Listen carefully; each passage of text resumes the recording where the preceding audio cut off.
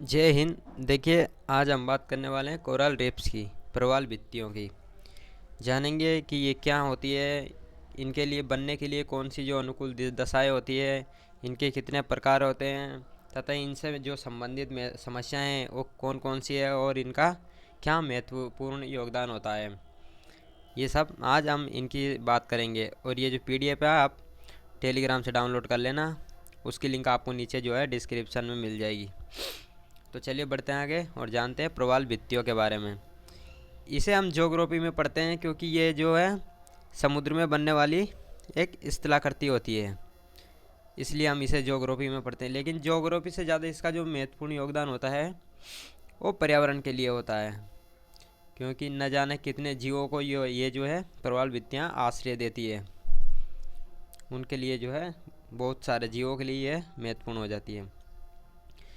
आपने देखा होगा कि समुद्र में जो कई प्रकार के रंग बिरंगे फूल होते हैं, वो दरअसल फूल नहीं, वो प्रवाल भित्तियाँ ही होती है, जो कि जीव जीव और पादप इन जो है इनसे मिलकर बनी होती है। तो जानते हैं इनके बारे में। सबसे पहले देखेंगे, ये प्रवाल भित्तियाँ जो है समुद्र में बनने वाली रंग बिरंगी स्थलाकृतियाँ होती है। अब इनके निर्माण के लिए जो है कौन सी अनुकूल दशाएँ होनी चाहिए वो देख लेते हैं। जैसे ये हर जगह नहीं बनती है, समुद्र में हर जगह नहीं बन सकती है, इनके लिए कुछ विशेष दशाएं होनी चाहिए।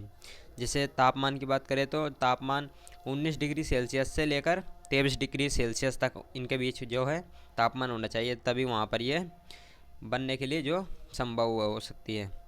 उसके अलावा जो है ये उष्णकटिबंधीय महासागरों में अधिक जो है विकसित होती है। अब बात करते हैं लवणता की जो पानी की लवणता कितनी होनी चाहिए, तो लगभग 30 से 40 डिग्री के बीच में जो है 30 से 40% जो है इसकी लवणता होनी चाहिए पानी की। और अगर गहराई, जल की गहराई की बात करें तो ये लगभग 180 फीट तक जो है पाई जाती है। 180 फीट का मतलब होता है 30 फेदम। एक फेदम में 6 फीट होते हैं।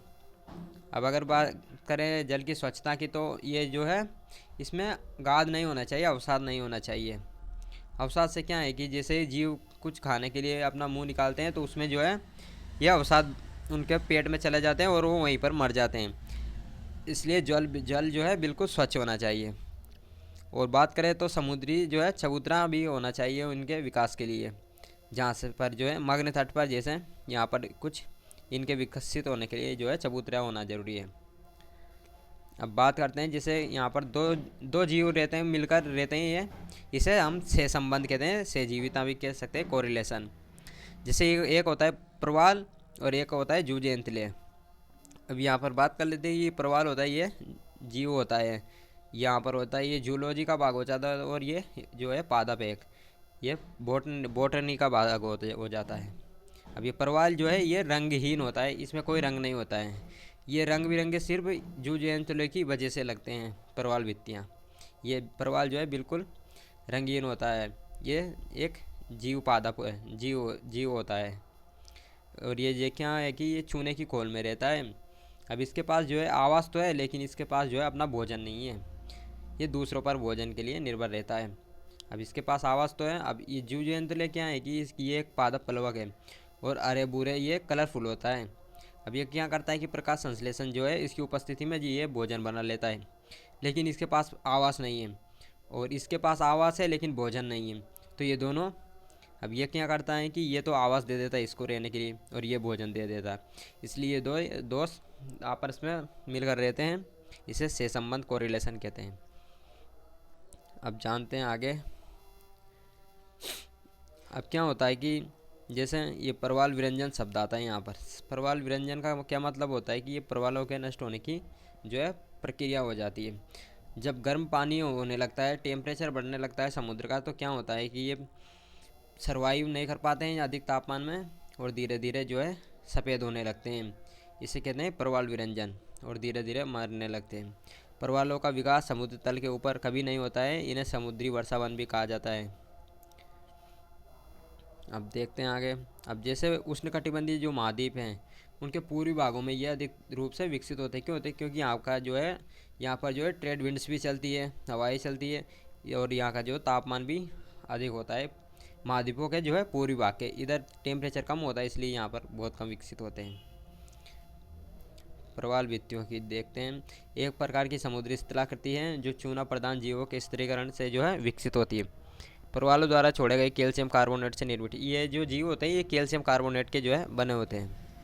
अब इनके कुछ प्रकार देख लेते हैं, जैसे तटीय प्रवाल भित्तियाँ क्या होती है, अवरोधक प्रवाल भित्तियाँ, एटोल वलयाकार प्रवाल भित्तियाँ तथा प्लेटफॉर्म, इनका जो हम प्रकार देखेंगे। अब यहाँ पर एक आपने नाम सुना होगा ग्रेट बैरियर रीफ, जो कि ऑस्ट्रेलिया के पूर्वी भाग में स्थित है। ये जो दुनिया की सबसे बड़ी प्रवाल भित्तियाँ हैं, लगभग 20,000 किलोमीटर में इनका विस्तार है ऑस्ट्रेलिया के ग्रेट बैरियर रीफ का, उसे हिंदी में कहते हैं अवरोधक प्रवाल भित्तियाँ। अब यहाँ पर सबसे पहले देखते हैं तटीय प्रवाल भित्तियाँ क्या होती है। तटीय प्रवाल भित्तियाँ जो कि मग्न समुद्र के जो मग्न तटों पर विकसित होती है उन्हें कहते हैं तटीय प्रवाल भित्तियाँ। तटों के सहारे इनका विकास होता है, स्थलवर्ती डाल मंद होता है तथा समुद्रवर्ती डाल जो है इनका तीव्र होता है। ये मग्न तटों पर जो है विकसित होती है। इस तरह से यहाँ पर ये कुछ उदाहरण दिए गए इनका, जैसे ये द्वीप है, यहाँ पर जो है इनका ये तटों के किनारे विकास हो रहा है। अब धीरे धीरे क्या होता है कि ये जब ये समुद्र का लेवल बढ़ जाता है, वो ये द्वीप अगर धीरे धीरे डूबने लग जाता है तो क्या होता है कि ऐसे इस तरह यहाँ पर डायग्राम में समझाया गया, ये धीरे धीरे इनका विकास ऊपर की पानी के ऊपर होने लगता है। इसे कहते हैं अवरोधक प्रवाल भित्तियाँ। इसे और इनके जो बीच में पानी भर जाता है उसे हम लेगून भी कहते हैं, बोट चैनल। और जब द्वीप अगर पूरा डूब जाता है और ये अंदर छिछला जो है जल हो जाता है तो प्रवाल भित्तियाँ कुछ कुछ दिखाई देती है ऊपर से देखने पर।